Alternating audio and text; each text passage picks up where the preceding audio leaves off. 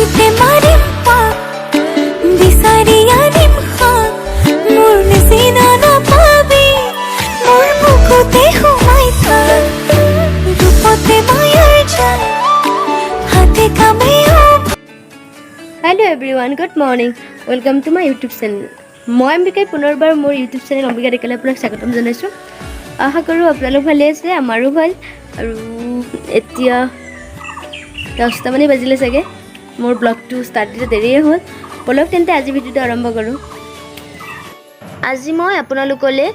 আমাৰ বাৰীতে পোৱা কিছুমান সেউজীয়া শাক-পাচলিৰ ৰেচিপি আগবঢ়াইছো এয়া হৈছে আমাৰ বাৰীত পোৱা বনৰীয়া কলা কচুত যথেষ্ট পৰিমাণৰ আইৰণ আৰু মিনাৰেলছ থাকে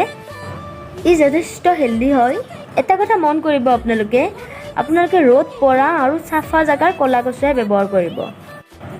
আৰু এতিয়া আমি কলা কচুখিনি ভালদৰে ধুই মিলি কাটি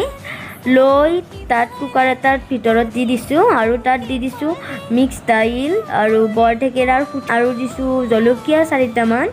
কাটি দিছোঁ ফালি দিছোঁ ধুনীয়াকৈ আৰু দিছোঁ আপোনাৰ নিমখ সোৱাদ অনুযায়ী নিমখ দিব আপোনালোকে আৰু দিছোঁ আধা লিটাৰ পানী দি কুকাৰত ঢাকন মাৰি 4টা 5টা হুইচেল মাৰিবৰ কাৰণে দি দিম কেনেকুৱা কি হয় বেছি ধনী মানুহ বা আদি দিব যাওঁতে এয়া আমি কচুত দিবৰ কাৰণে মাছ ভাজি লৈছোঁ এতিয়া আমি কচুখিনি তেলেনি দিবৰ কাৰণে কেৰাহী এটাত তেল দি দিলোঁ আৰু তেলত আপোনাৰ শুকান জলকীয়া পিঁয়াজখিনি দি কচুখিনি দি দিলোঁ দি আপোনাৰ নেক্সট আমি ইয়াত আদা ৰহুন পেষ্টখিনি দি দিম আৰু দি দিম জলকীয়া পেষ্ট কৰি থকা আৰু ধনিয়াখিনি দি দিম আৰু দি ইয়াত মাছখিনিও দি দিছোঁ আৰু চাওক ইয়াত দেখিছে আপোনালোকে কিমান ধুনীয়া লাগিছে আৰু খায়ো বহুত বেছি টেষ্টি হয় আৰু ই আমাৰ শৰীৰৰ কাৰণে যথেষ্ট উপকাৰী হয় ইয়াত কোনো ধৰণৰ খাৰ ব্যৱহাৰ কৰা নহয় আপোনালোকেও ঘৰতে বনাই খাবচোন এয়া হৈছে ৰঙালাওৰ ফুল ইয়াক বাঁহ ফুল বুলি কোৱা হয় ইয়াক বেচনেৰে ভাজি খাই বহুত বেছি টেষ্টি লাগে আপোনালোকে খাই চাবচোন আৰু এয়া হৈছে ঢেকীয়াটো কেনেকৈ বনায় আপোনালোকে জানে আৰু বহুত বেছি টেষ্টি হয়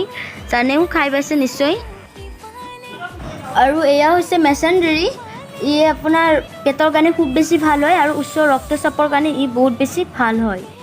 এয়া আমি মেচেণ্ডেৰীখিনি ধুনীয়াকৈ কাটি লৈ আলু দি মিক্স দিছোঁ আৰু তাত আমি নৰসিংহৰ পাতটো দি দিছোঁ 2টামান যাতে মেচেণ্ডেৰী গোন্ধটো নোহোৱা হয় আৰু আমি চৰু এটাত তেল দি দিছোঁ দি আপোনাৰ সৰিয়হ ফুটাই দিছোঁ আৰু এতিয়া ইয়াত পিঁয়াজ দি দিছে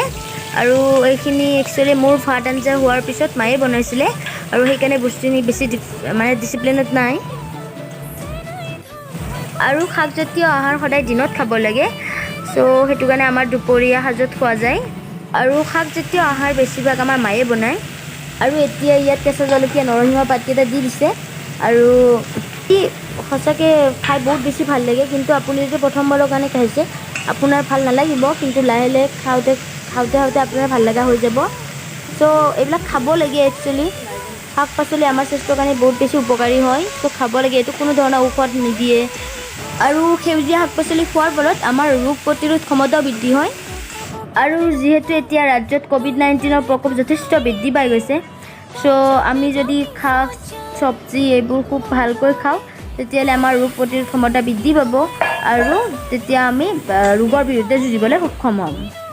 আশা কৰোঁ আপোনালোকে ঘৰতে এনেকৈ বনাই খাব বহুত বেছি হেল্ডি হয় যদি ভিডিঅ'টো চাই ভাল পালে লাইক কমেণ্ট শ্বেয়াৰ কৰিব আৰু মোৰ চেনেলটো ছাবস্ক্ৰাইব কৰিব আৰু ভিডিঅ'টো শেষলৈ চোৱাৰ বাবে আপোনাক অশেষ ধন্যবাদ